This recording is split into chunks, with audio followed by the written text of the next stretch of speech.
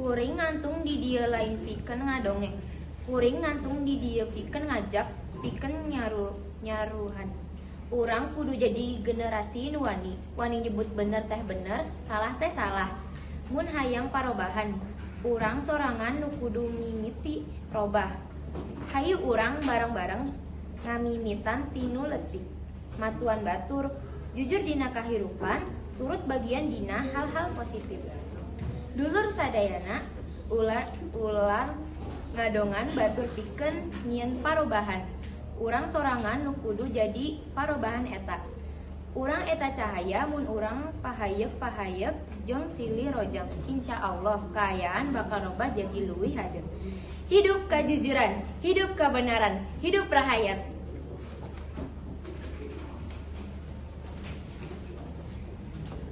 Urang sadayana pasti hoyong sehat, bener teu?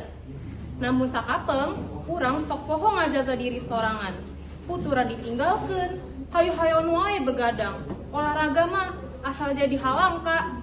Padahal mah remaja teh fase penting pikeun ngawangun kebiasaan sehat. Upamana ngajaga pola dahar, istirahat cukup, jeung rutin olahraga. Namun ayeuna urang teu dijaga.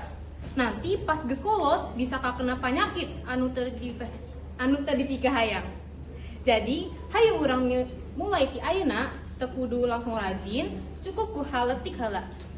Siga ngurangan dahar anu digoreng, sare leuwih awal waktos, jeung ngalakukeun lempang sajauh 1 kilo unggal poe.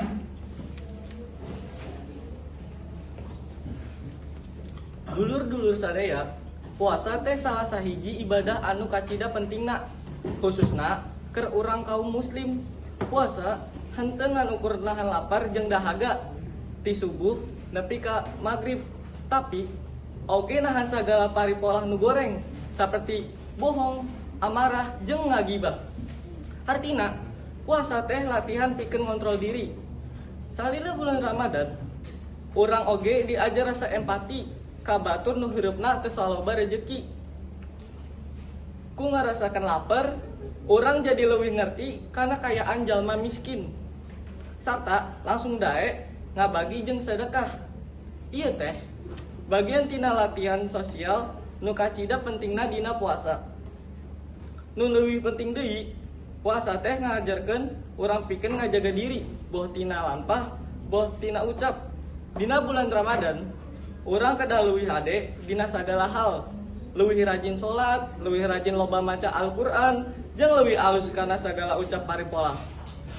Sakitu biantara ti abdi ngeunaan puasa, mugia aya manfaatna sarta urang sadaya tiasa ngalaksanakan ibadah puasa kalayan sampurna jeung ikhlas. Hapunten upami aya kasalahan dina nyarita. Wassalamualaikum warahmatullahi wabarakatuh. Waalaikumsalam warahmatullahi wabarakatuh. Masih ada